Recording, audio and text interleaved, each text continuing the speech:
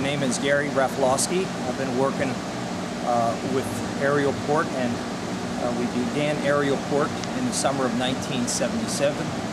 I'm the owner and head coach of Aerial Port Gymnastic Center and its competitive teams with Mountain Magic competitive teams. I've been in gymnastics since 1963 and been coaching since 1975. Okay. And over that course of time, how have you seen the sport of gymnastics change and evolve for women? Well, the sport has changed dramatically over the years from when it was in the early days, and I refer to the early days as the 60s and 70s, because not only there are more gymnasts in the sport and more competition, but the equipment has changed dramatically over the years. Each of the apparatus has changed quite a bit and considerably. The floor exercise area back then was just a wooden platform with a piece of foam on it and carpet over top of it. And the vault was the old vault horse and a wooden board to vault over. And now we have the springboard, and we have a vault table to vault over.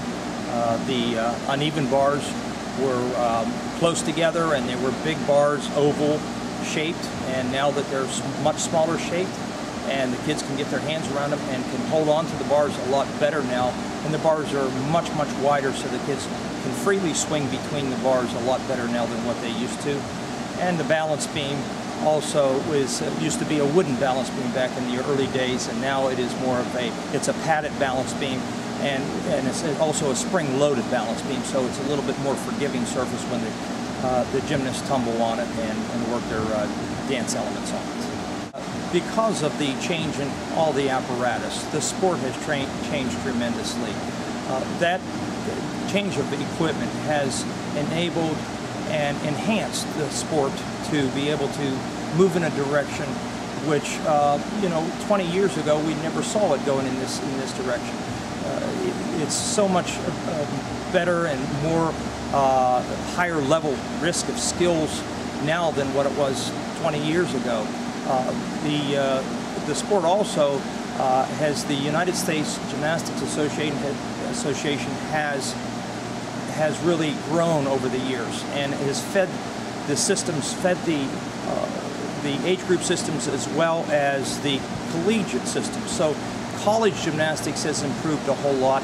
The elite levels have improved a whole lot because there's more of a foundation and more of a broad base to work from the beginning. But the whole sport has changed. The face of the sport has changed quite a bit over the years. Has there always been college gymnastics, or is that something that has just come about through the Title IX program? Well, prior to Title IX, there was collegiate gymnastics there was a lot of collegiate gymnastics for men across the country, and there were a few programs and few colleges around the country that had women's gymnastics. But when Title IX came in, then it had changed everything. Back in 1972, then it really became much more prominent in collegiate sports, and it really started the ball rolling, so to speak, for women's gymnastics as well as women's sports in college and all. So we have seen quite an increase in women's gymnastics in college because of Title IX, and it's improved tremendously because of that. And because of the training equipment, and because of the number of students and gymnasts that have entered into the sport at such a much younger age, the whole system has improved, which will be feeding directly into the collegiate aspect of the sport.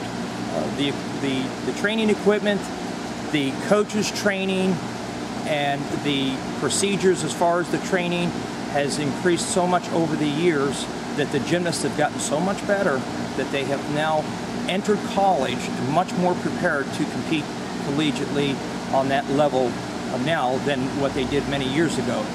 Many years ago they did have to, when they got into college, they did have to learn a lot of new tricks and new skills to be competitive with other colleges. But nowadays, the gymnasts are much better trained and prepared to go into college, and as a result, the colleges are reaping the benefits more and having much stronger teams, and it's much stronger competitive base all the way across the nation.